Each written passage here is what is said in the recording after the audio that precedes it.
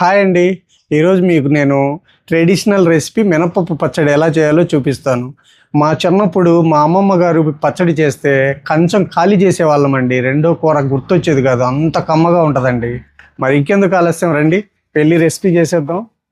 మినపప్పు పచ్చడి చేయడానికి ముందుగా ఒక 30 గ్రాముల చింతపండుని తీసుకున్నానండి. ఇప్పుడు ఈ చింతపండుని ఒకసారి శుభ్రంగా కడుక్కుందాం.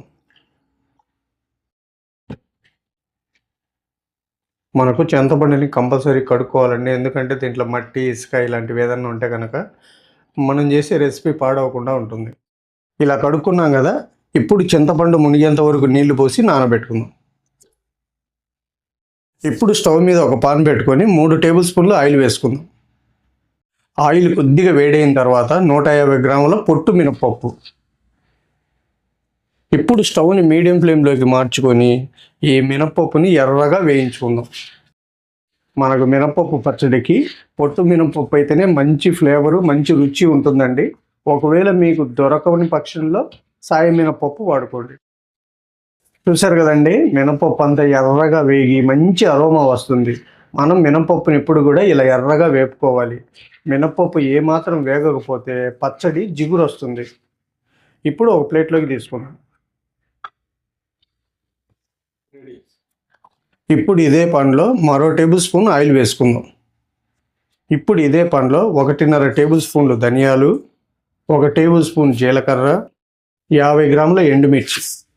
ఇప్పుడు స్టవ్ని లో ఫ్లేమ్లో పెట్టుకొని మిరపకాయలు పొంగేంత వరకు వేపుకుందాం. చూసారు కదండి, మిరపకాయలు కూడా చక్కగా వేగి పొంగినాయి. ఇప్పుడు కొద్దిగా చల్లారబెట్టుకుందాం. మిరపకాయలని కొద్దిగా చల్లారబెట్టుకున్నాం కదా, ఇప్పుడు ఒక మిక్సీ జార్ తీసుకొని ఈ వేపుకున్న మిరపకాయలని మిక్సీ జార్లో వేసుకుందాం. ఇందులోనే మనం వేపెట్టుకున్న మినపప్పును కూడా వేసుకుందాం. అలాగే ఒక 5-6 వెల్లుల్లి రెబ్బలు, ఒక 20 గ్రాముల బెల్లం, మనం నానబెట్టుకున్న చింతపండుని నీళ్ళతో సహా వేసుకుందాం. ఇందులోనే 1/2 టీ స్పూన్ పసుపు, టేబుల్ స్పూన్ ఉప్పు. ఇప్పుడు మరీ మెత్తగా కాకుండా కొద్దిగా బరగ్గా గ్రైండ్ చేసుకుందాం. చూసారు కదా, ఇలా బరగ్గా గ్రైండ్ చేసుకున్నాం కదా, ఇప్పుడు పోపు పెట్టుకుందాం. ఇప్పుడు స్టవ్ మీద ఒక పాన్ పెట్టుకొని 4 టేబుల్ స్పూన్లు ఆయిల్ వేసుకుందాం. మనకు పచ్చళ్ళకు అన్నది కొద్దిగా ఆయిల్ ఎక్కువే ఉండాలండి, 1 టేబుల్ స్పూను. అప్పుడే మనకు పచ్చళ్ళు అన్నవి రుచిగా వస్తాయి. ఆయిల్ కొద్దిగా వేడైన తర్వాత 1/2 టేబుల్ స్పూన్ పచ్చిపప్పు, 1/2 టేబుల్ స్పూన్ మినప్పప్పు, 1/2 టేబుల్ స్పూన్ ఆవాలు, 1/2 టేబుల్ స్పూన్ జీలకర్ర. ఇప్పుడు ఇందులోనే 5-6 వెల్లుల్లి రెబ్బలు, ఒక 4 ఎండుమిర్చి ముక్కలు.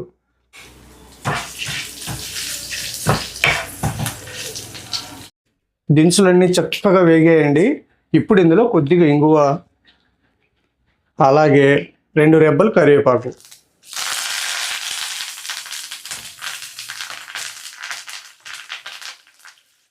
పోపు రెడీ అయిందండి.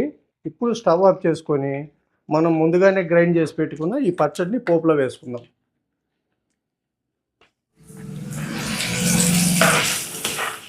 చూసారు కదా, మామూలుగా అయితే కనుక మనం కొద్దిగా లూజ్ రావాలంటే మీరు కొద్దిగా వాటర్ వేసుకొని గ్రైండ్ చేసుకోండి. గ్రైండ్ చేసేటప్పుడు నేను ఎందుకంటే ఎక్కువ రోజులు నిల్వ ఉండాలని చెప్పేసి నేను వాటర్ వేయలేదండి.